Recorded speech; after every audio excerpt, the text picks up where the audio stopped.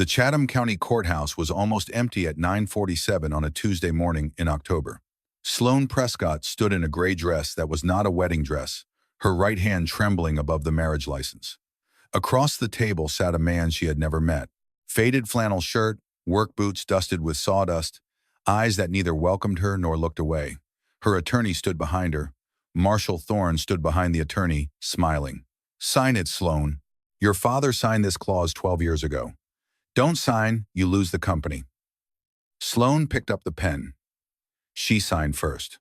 48 hours earlier, Sloane had walked into the Prescott Maritime boardroom expecting a quarterly review. Instead, Marshall slid a leather folder across the polished teak and watched her face. Inside was a codicil to her father's will, dated October of 2014, signed in Augustus Prescott's unmistakable hand. The clause was short and surgical. If Augustus Prescott became medically incapacitated before his daughter Sloane was lawfully married, 51% of the voting shares in Prescott Maritime Group would pass into a trust administered by the sitting chief operating officer. The trust would dissolve only upon her marriage to a natural-born American citizen, Nairi Agade, American citizen with no prior commercial ties to the shipping industry. Sloane read it twice, then a third time. Her father had been in a coma at Memorial Health for 32 weeks. He could not be asked. Her private counsel reviewed the document overnight and returned with 2 words: airtight, binding. Marshall, of course, happened to have a candidate, a carpenter in Savannah named Everett Langston, 40 years old. Widower. Owed $94,000 to Regions Bank for his late wife's pancreatic cancer treatments. The kind of man, Marshall said gently, who would sign anything for the right number. He spoke as though picking out a side dish. Sloane told him no. She said it on a Monday. By Tuesday night, she was running the math on every alternative and finding none. A 6-month marriage on paper, a quiet dissolution afterward. The clause allowed it. She told herself she would choose someone easy to manage, and that thought, when she examined it later, would be the one she liked least. In a small workshop on River Street, Everett Langston was sanding a walnut drawer front when Marshall Thorne walked in. Everett did not stop working while the man spoke. He listened without interrupting.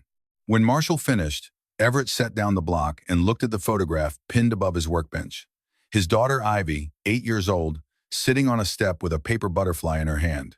She needed a dedicated therapy room in a house that was not a rented 2-bedroom with thin walls. The contract would clear Hannah's debt and leave $180,000 for Ivy. He signed the papers on a stack of lumber without saying a word. Back at the courthouse, after both signatures were recorded and the clerk had stamped the license, Sloane extended her hand to shake, a professional reflex. Everett did not take it. He nodded once and walked straight to the door. Sloane watched him go and felt, for reasons she could not name, irritated in a way that had nothing to do with pride. In the hallway, Marshall stepped aside to take a call. His voice was flat and quick. "Done. 6 months, and she's out. The Bermuda file stays clean." He hung up and smiled at the air. Sloane drove home to Ardsley Park alone. 1 hour later, a 2011 Ford pickup pulled up to her gate. The truck was clean but old, with a small dent above the rear wheel that Everett had never bothered to fix. He unloaded 2 suitcases and a wooden box of art supplies. A small girl climbed out of the passenger seat holding a worn stuffed bear.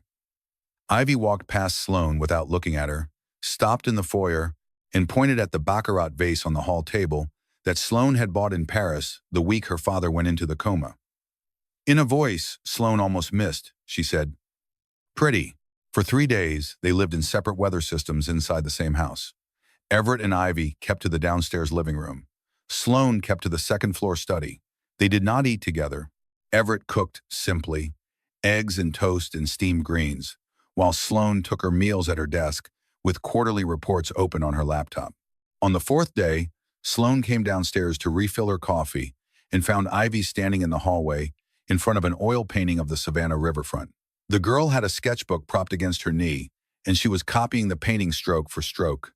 The lines were precise in a way that stopped Sloane for a full 5 seconds. She walked into the kitchen and asked, "Where did she learn to draw like that?" Everett, washing a pan, did not turn around. "Nobody taught her. She just draws." On the 5th day, Sloane contacted a speech therapist through a private clinic on Abercorn Street. She told herself it was not kindness. It was simply wrong to do nothing when a child lived under your roof. Everett looked surprised when she mentioned the appointment. He did not thank her. He nodded. That afternoon, Delphine Royce arrived with a folder of legal documents for Sloane's signature. Delphine had been Augustus Prescott's executive assistant for 29 years. She stepped into the foyer and stopped. Everett was kneeling at the side door, adjusting a hinge that had sagged for 3 years. Delphine stared at him, and her face went pale. "Oh, my lord," she said very softly. "Everett, you're Thaddeus Langston's son, aren't you?" Everett looked up, and for a half-second his mouth parted. Then he raised one finger to his lips. A small gesture. Delphine understood, nodded once, and said nothing more. But Sloane had been coming down the stairs, and she had heard every word. After Delphine left, Sloane stood in the doorway of the living room. "Langston Holdings?" she asked. Everett set down the screwdriver. He did not look at her. "My father." "Not me." He stood, walked past her, and went upstairs. That night, Sloane opened her laptop at her desk and typed his name. The search returned a newspaper photograph from 2018. Thaddeus Langston, chairman of Langston Holdings, and his only son, Everett Langston, cutting the ribbon at a commercial development in Charleston. The faces were unmistakable. Langston Holdings was a privately held real estate empire valued at $5.8 billion. Sloane did not confront him. She watched. She noticed that Everett fixed a sticking window on the landing without being asked. She noticed that he replaced the leaking faucet under the kitchen sink. He did not mention the contract. He did not ask for money. He just worked. On Saturday evening, Ivy was drawing at the dining room table. Without warning, she stood, crossed the hall, and walked into Sloane's study. She set down a small origami butterfly folded from a yellow sticky note and returned to her chair without a word. Sloane held the paper butterfly in her palm for a long time. She did not know it, but for the first time since her father fell into the coma, something in her chest loosened. Across town, Marshall Thorne sat in his corner office with the lights off. He opened the safe behind his desk and pulled out a file tabbed in red. The label read, Bermuda Royce. He thumbed to a page with a photograph of Delphine's nephew, a young man in a Prescott warehouse uniform. Marshall picked up his phone. "If she talks," he said, "we pull the visa." By the second week, Sloane was leaving the office before 7. She had told her assistant it was to look after the child. The truth, which she did not examine too closely, was that she did not know why. Their first shared meal happened without announcement. Everett cooked roast chicken and something green. Sloane sat down at the dining table, feeling unaccountably self-conscious. Ivy sat between them. For 2 minutes, no one spoke. Then Ivy picked up a clean fork from the stack and held it out to Sloane. A small offering. Everett glanced up at his daughter with an expression Sloane could not read. Sloane tried to fill the silence. She talked about the port, about a Brazilian steel freighter that had missed its slot at the Garden City terminal that week. Everett listened. When she paused, he asked, "What ratio are you hedging on bunker fuel?" Sloane stopped with her wine glass halfway to her lips. That was not a carpenter's question. Everett caught his own slip. He shifted the subject to Ivy's new school. Sloane let him. But she did not forget the question. At Prescott Maritime the next morning, Marshall convened the executive committee and announced, with theatrical gentleness, that Sloane had stabilized her personal life and might benefit from a 3-month leave to ease into her expanded role. The board members nodded. Sloane, listening from the head of the table, said one word. No. She stayed. For the first time in 2 years, she began reading the quarterly financials page by page. On page 17 of the Q2 report, she found a $12 million transfer to a Bermuda subsidiary dated April 3rd. She circled it in red pen. That evening, she called Delphine and asked about the Bermuda subsidiary. Delphine's answer came too quickly. "You'd have to ask Marshall about the details, dear. I don't handle operational accounts." Sloane heard the tightness in her voice. Thursday evening, Ivy had a sensory meltdown after her first full day at the new school. It was not a tantrum. It was her nervous system coming apart after too many fluorescent lights and too many new voices. Everett sat with her on the kitchen floor, his back against the cabinet, her head against his chest. He did not speak. He did not shush her. He just stayed. Sloane stood halfway down the stairs and did not come the rest of the way. She watched a 40-year-old man in a wrinkled shirt holding his daughter while she shook. and she understood, with a clarity that surprised her, that this was not a performance. No one in the world was watching him except her, and he did not know she was watching. After Ivy was asleep, Sloane went down to the kitchen and made 2 cups of tea. Earl Grey, her mother's blend, which she had not made for anyone since her mother died. She set one in front of Everett without a word. He picked it up and drank. They sat for 20 minutes in silence. The refrigerator hummed. A car passed slowly on Washington Avenue. Then Everett asked, "Why did you agree to this?" Sloane considered the question. "My father's company. And you?" Everett turned the cup in his hands, so Ivy could have a room for therapy. They looked at each other across the table. It was not romance. It was something older and more honest. 2 people who had been cornered, each with a reason good enough to sign. Upstairs, Sloane opened the drawer of her bedside table and took out a photograph she had not looked at in months. She and her father on the Prescott dock, the summer she turned 12. She whispered into the quiet of her bedroom, "I'll keep it, Dad." By the 3rd week, Sloane had retained an independent forensic auditor in Atlanta. She hired them through a holding company Marshall did not know existed and paid them from a personal trust her mother had left her. The reason was the $12 million Bermuda transfer. She wanted to see the bottom of it, whatever was there. At home, Ivy had begun leaving paper butterflies on Sloane's desk every morning. Sloane did not throw them away. She collected them in a small walnut box on her credenza at the office. When her assistant asked about the growing display, Sloane said only, "From my niece." She did not know why she chose that word instead of another. Everett was taking Ivy to therapy twice a week. He had also begun rebuilding the back garden without asking. On a Saturday afternoon, Sloane came home early and found him setting a new cedar rail on the trellis that had been broken since her mother died. He had also built a small outdoor drawing table for Ivy under the live oak. The table was shaped like a hexagon with beveled edges, and he had rubbed the surface with linseed oil so it glowed. Sloane stopped on the patio. "Who paid for the lumber?" Everett glanced up. "I did." Sloane frowned. "The contract doesn't require." He cut her off gently. "Not because of the contract." That evening, Sloane sat at the outdoor table while Ivy taught her how to fold a paper butterfly. The girl did not make eye contact, but she guided Sloane's fingers through every crease, patient and exact. When Sloane made the wrong fold on her 3rd try, Ivy did not correct her verbally. She simply took Sloane's hand and moved it to the right angle. Across the yard, Everett chopped onions at the outdoor prep station. No one spoke. The cicadas ran their long evening song. The scene lasted the better part of an hour, and nothing in it was wasted. Sloane's phone buzzed in her pocket. The auditor in Atlanta. The Bermuda transfer split into 14 smaller transactions, all authorized by Marshall Thorne. "We need to meet." Sloane walked to the front yard to return the call. Everett watched her leave but did not ask. Back inside her home office an hour later, Sloane read the auditor's preliminary summary. The $12 million was the visible tip of a $340 million drain running across 3 fiscal years. She sat very still. Then she felt sick in a way she had not felt since her father's stroke. 3 years under her nose. Under her father's nose. She thought about Everett. She did not want to pull him into this. She also had no one else. She went downstairs. Everett was washing dishes. Sloane set her laptop on the counter. "Do you know anything about corporate accounting?" He dried his hands. "A little." She opened the file. He sat at the kitchen table and read for 20 minutes without speaking. Then he said, "This is layering. 3 levels.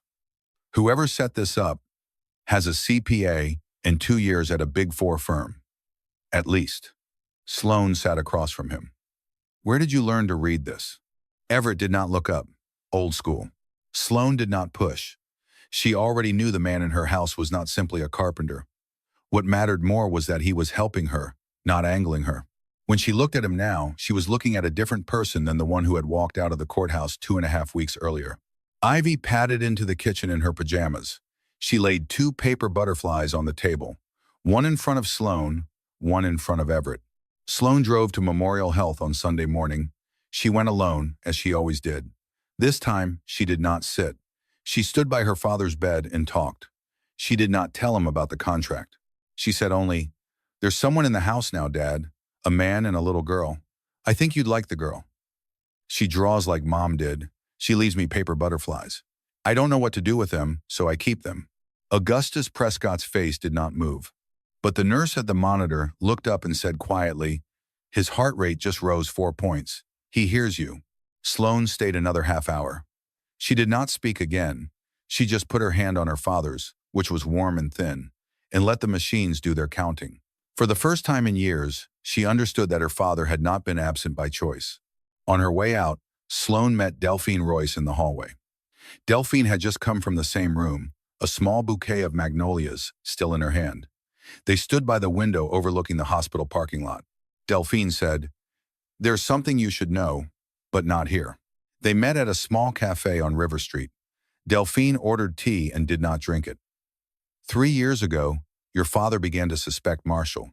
He wrote a memorandum. He asked me to hold a copy in his private vault at Savannah Trust." She paused. "He had the stroke 6 weeks later. I have been afraid for 3 years." Sloane waited.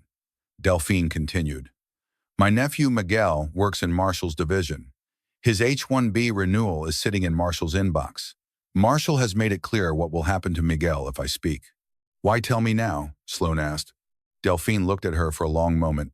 "Because I can see you've changed, and because I know who is living in your house." Sloane held her coffee and did not drink. "You know about Everett. I recognized him the moment I walked into your foyer. I worked a joint charity board with Thaddeus Langston 4 years ago.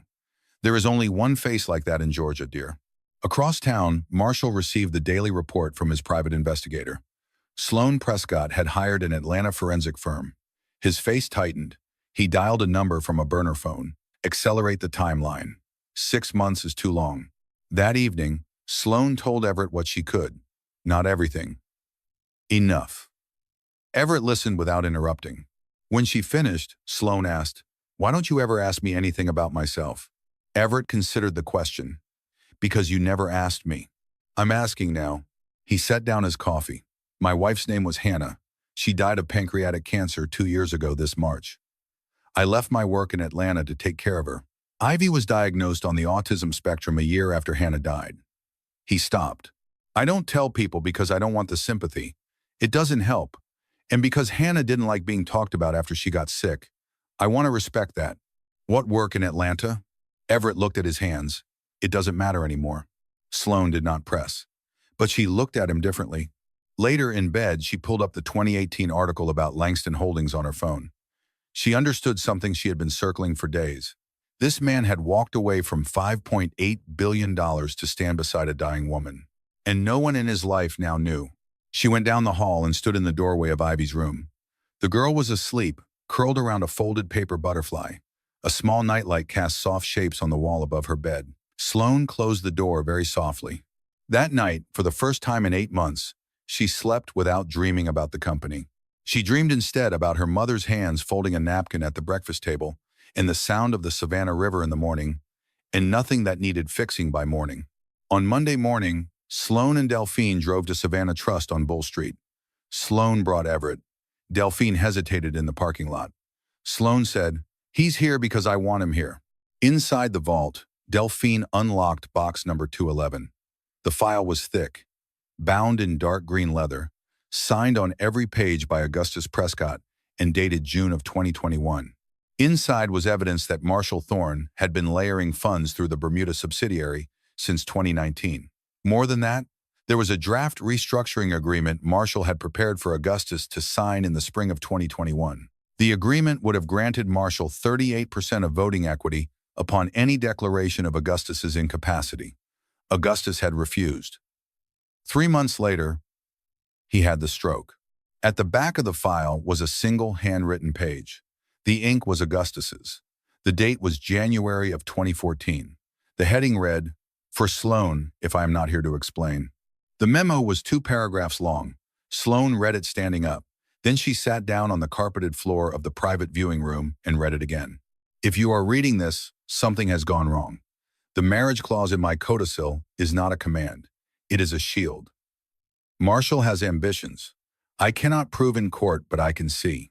The requirement for a husband from outside the shipping industry is the only legal barrier I can build around you that Marshall himself cannot step through. I wrote it because I knew him before he was polished. I never found the right moment to tell you. Forgive me. Your father." Sloane's tears fell on the paper. Her father had not sold her. He had been protecting her from inside the coma. She had spent 8 months sitting by his bed believing he was silent. He had not been silent.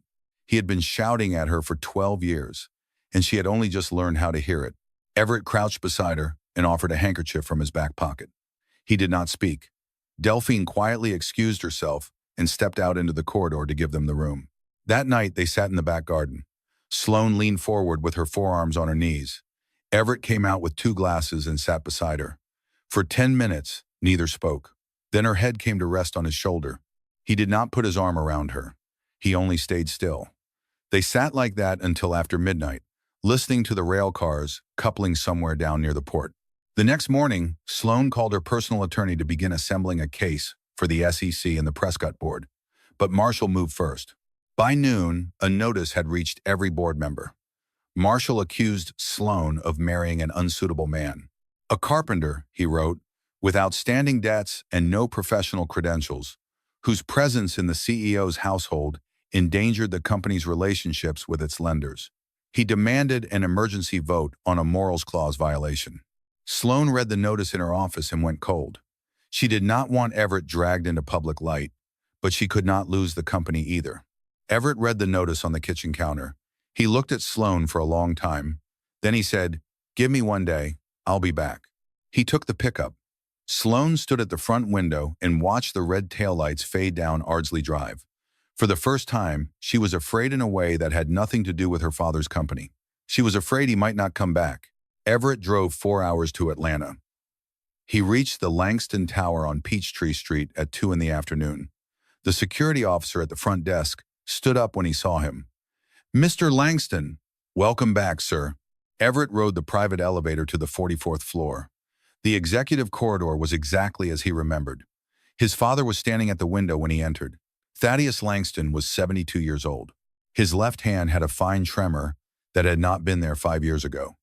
Parkinson's, early stage.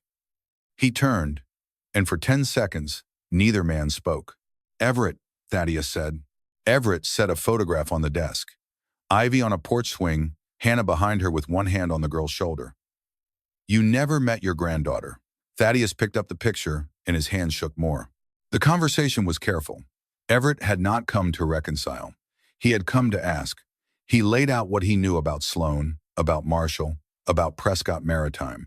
Thaddeus listened all the way through. When Everett finished, his father asked, "What do you want from me?" Everett was steady. Langston Holdings purchased $13 million in Prescott bonds in 2018. You still hold 11% of the voting equity through a convertible issuance. I want your proxy for the board meeting next Thursday. You want to do this yourself? Yes, and I want it to be public. Not because I'm coming back. Because Sloane deserves to know she isn't standing against Marshall alone. Thaddeus looked at the photograph of Ivy for a long moment. Then he said something Everett had not prepared for. "I was wrong about Hannah. I realized it too late. I went to the hospital twice in the spring of 2022. I asked for you. My assistant was instructed not to tell you I had come. That was my instruction. I was wrong, son. I thought I had time to fix it. I didn't." Everett did not cry, but he sat down in the chair across from his father, and for a long minute neither of them spoke. The clock on the mantel was the same clock that had been in their family house in Buckhead when Everett was a boy. It still lost 2 minutes a week. Thaddeus signed the proxy. Then, with careful hands, he set down the pen. "Is she as Miss Prescott? Is there feeling there?" Everett considered. "I don't know. I know she doesn't deserve what's being done to her." Thaddeus nodded slowly. "Bring the child to meet me. When you are ready." Everett said he would. At the same hour in Savannah, Sloane's phone rang. It was Marshall offering an arrangement. She would resign as CEO and take $8 million as severance. She would file for annulment from Everett. She would leave the building quietly. If she refused, Marshall said, a press dossier on Everett would reach the Savannah Morning News by Friday. The dossier was fabricated. A forged arrest record, a doctored photograph. Sloane knew it was false. She also knew false things damaged real people. She refused. Then she called Delphine and told her to prepare the SEC submission. Everett drove back through a hard October rain and reached the house at 11 that night. Sloane was sitting at the kitchen table, still in her work clothes, her hair undone. When he walked in, she stood up without a word. She crossed the kitchen and put her arms around him, briefly, no speech. Then she stepped back. "You came back," she said. Everett set the signed proxy on the table. "Board meeting tomorrow. I'm coming with you." The Prescott Maritime boardroom on the 22nd floor overlooked the Savannah River. Thursday, 10 a.m., 7 directors seated. Marshall at the head, wearing a charcoal Brioni suit and an expression of rehearsed regret. He expected this to be the morning he won. Sloan entered with Everett one step behind her. Marshall's face changed when he saw Everett. Everett was not wearing flannel. He was wearing a gray suit and a white shirt, and the bearing of a man who had grown up in rooms like this one. Marshall said, "I don't recall extending an invitation to—" Sloan did not let him finish. "He's a shareholder. He has the right to attend." Marshall blinked. "A shareholder?" Everett placed the Langston Holdings proxy in the center of the long table. 11% of Prescott Maritime voting equity converted from the 2018 bond issuance in 2023. As of this week, disclosed publicly. "I am the proxy holder." The room froze. One of the directors, Henry Calloway, leaned toward his neighbor and whispered, "Langston," as in, Everett did not raise his voice. Thaddeus Langston's son. "And as of Monday, proxy representative for his 11%. Marshall tried. "This is obviously some kind of theatrical—" Sloan cut him off. She set a leather-bound file on the table. "Marshall, would you like me to read aloud my father's handwritten memorandum from January of 2014? Or would you prefer I move directly to the Bermuda ledger?" Sloan read the evidence into the record, one document at a time. The layered transfers, the Bermuda subsidiary, the draft restructuring agreement dated April of 2021, the threatening text messages Marshall had sent to Delphine's nephew through an encrypted app the forensic team had recovered. 3 of the 4 directors closest to Marshall began to reposition themselves, physically, in their chairs. The body language shifted before the vote did. Delphine stepped into the room and sat down at Sloan's side. She had been waiting in the reception area. Sloan's attorney had filed an independent petition for Miguel's visa 2 days earlier through an outside firm. Delphine was free to speak. The vote was 6-1 to remove Marshall Thorne as Chief Operating Officer effective immediately. Referral to the SEC and the FBI was recorded unanimously. Marshall stood up. His hands shook on the arm of the chair. For a brief moment, he looked as though he might speak. Then he did not. He walked out of the boardroom without speaking, and the sound of his shoes on the marble floor was the only sound in the hall. Sloan sat down in the chair he had vacated. She did not celebrate. She was tired in a way that came from very deep inside her. Everett placed his hand on her shoulder for exactly 1 second. Then he withdrew it. In the corridor outside, reporters were waiting. The news had leaked through a contact inside the SEC filing channel. The headline would run that evening: Prescott Maritime CEO married to Langston heir in private ceremony. In the car on the way home, Sloan watched the oaks of Forsyth Park roll past the window. The October light was the color of aged bourbon, and the Spanish moss caught it the way thin curtains catch lamplight. "You could have kept that private," she said.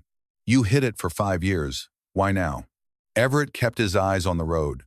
"Because you deserve someone standing beside you, not behind." Sloan said nothing for the rest of the drive. But her hand was resting on the center console, and his hand was resting on the center console, and the distance between them was 3 fingers wide. She did not close the distance. Neither did he. The distance itself had begun to mean something now, the way a held note can mean something in a song. They pulled into Ardsley Park just after dusk. Before Sloan could reach for the door, Ivy came running down the front walk. She did not run to Everett. For the first time, she ran to both of them. She caught Sloan's hand, and then Everett's, and pulled them together toward the front door. On the kitchen table, waiting, was the largest paper butterfly she had ever folded. Orange, with a hand-drawn pattern on each wing. 3 days later, at 6 in the morning, a nurse at Memorial Health was changing a saline bag when the patient in bed 4, coma ward, opened his eyes. He was weak. He could not speak. But he was awake. The attending physician called Sloan at 6:14. Sloan drove to the hospital so fast she did not remember parking. She stopped at the door of the room and made herself breathe before she walked in. Augustus Prescott turned his head toward her. Tears ran from the corners of his eyes. He whispered one word: "Sloan." She dropped to her knees beside the bed and wept. Everett waited in the corridor. He did not step inside. A father and his daughter needed the room. Over the next 3 days, Augustus strengthened. He could speak in short sentences. Sloane told him everything. The clause. Marshall. Everett. The board vote. The Bermuda ledger. The memo he had written 12 years earlier and the memo he had written 3 years earlier. Augustus held her hand through all of it. When she finished, he said only, "I'm sorry I didn't tell you sooner." Then after a long pause, "I'd like to meet him." The meeting was brief. Augustus studied Everett for a while, the way an old man studies the grain of a board before deciding whether to use it. Then he said, "Thank you, son." At home, 4 of the contract's 6 months had passed. No one mentioned the remaining 2. No one mentioned divorce. Ivy had begun eating dinner at the table every night, in the chair between them, and neither Sloane nor Everett had moved her place setting to a different side. One Friday evening, after Ivy was asleep, Sloane and Everett sat in the back garden. Everett had strung a small line of warm bulbs through the pergola. Sloane set down her glass. "What are you going to do when the 6 months are up?" Everett took a while to answer. "Ivy is doing well at the new school. The therapy is working. I don't want to move her again. So you stay." "If you want me to stay?" The silence was long. Sloane said, "I don't know how to talk about any of this. I never have. Neither do I. After Hannah, I didn't think I—" He stopped. He did not finish the sentence. "We don't have to rush," Sloane said. "No," Everett said. They did not kiss. There was no declaration. She leaned her head against his shoulder. He laid his hand over hers. They sat like that for an hour, listening to the frogs along the Skidaway River and the low clanging of the harbor bells. The next morning, Sloane met her attorney, not to file for divorce, to convert the paper marriage into a standard marriage so that Ivy, in the event of a medical emergency, would have a legal stepmother. It was not a vow. It was only a door she chose not to close. That weekend, Everett drove Ivy to Atlanta. It was the first time she met her grandfather. Thaddeus sat in a wingback chair, his hand resting on a cane, the afternoon light from the tall window falling across the worn Persian rug. He drew a small glass butterfly from his jacket pocket. It had belonged to Everett's mother, who had died when Everett was 17. He held it out to Ivy. She took it in both hands, studied it for a long time, and then placed it on his knee. Thaddeus did not try to hug her. He understood, without anyone explaining, that he had been given a gift. 6 months later, spring came slowly to Savannah. The dogwoods along Forsyth Park opened white in the second week of April, and the azaleas along the low walls of the historic district burned pink in the afternoon light. Sloane was still CEO of Prescott Maritime. The company had climbed out of its crisis, partly through restructuring and partly through a strategic commercial alliance with Langston Holdings, negotiated as ordinary business rather than rescue. Augustus had come home. He walked with a cane now, but he walked. He had Ivy every Sunday afternoon. They drew together at the kitchen table, and sometimes he fell asleep in his chair while she worked, and she would cover his knees with a blanket without waking him. Marshall was in federal proceedings. The SEC had clawed back $340 million. 3 directors had resigned after their names surfaced in the referral. The trial was scheduled for the fall. Delphine remained in the executive office. Her nephew Miguel had received his green card in February. She had taken her first real vacation in 29 years. Everett did not return to Langston Holdings. He opened his own carpentry shop on River Street, 3 doors down from a coffee roaster and 1 door down from a bookbinder who had been in the same storefront for 40 years. It was small. There was no corporate signage. The only mark was a hand-carved walnut plaque above the door that read, "Langston and Daughter." Ivy came in after school. She had a small apron with her name embroidered on the pocket, which Sloane had ordered from a shop on Broughton Street. She was talking more now. Not to everyone. Only to Everett, Sloane, Augustus, and Thaddeus. Her speech therapist said that 4 voices was the right number to begin with. One April afternoon, Sloane left the office at 4. She drove down to River Street and stepped inside the shop. Everett was finishing a small table, sawdust on his forearms. Ivy was drawing at a low bench in the corner. Sloane stood in the doorway and watched. Everett looked up. He was not surprised to see her. "I'll be done at 6. She nodded. She crossed the floor and knelt beside Ivy's bench. The girl was drawing 3 figures. A tall one, a small one with long hair. There were no labels. None were needed. "Sal, are you drawing us?" Sloane whispered. Ivy did not answer with words. She took Sloane's hand and placed it on the page beside the figure with long hair. Then she drew a line extending outward, connecting the three shapes. Sloane looked up. Everett was watching them. He did not smile widely. He only allowed the corner of his mouth to move, like a man who had walked a long road and had finally set down the bag he had been carrying. They walked home through Forsyth Park at sunset. The dogwoods were at their whitest. A boy was selling pralines near the fountain, and Ivy insisted on 3, one for each of them, and carried them carefully in both hands, the way a priest might carry something breakable. Ivy walked between them, holding both of their hands. Everett and Sloane were a child's width apart. That was the exact distance of 2 people who had chosen to stay, without ever saying so out loud. They did not fall in love at first sight. They did not fall in love at the 100th sight either. Their love did not arrive like lightning, and it did not arrive on any date that Sloane could have circled on a calendar. It arrived the way April light arrives in Savannah, slowly, through the oaks and through the moss, until by the time they noticed it had been there for a long while, it was enough to call home.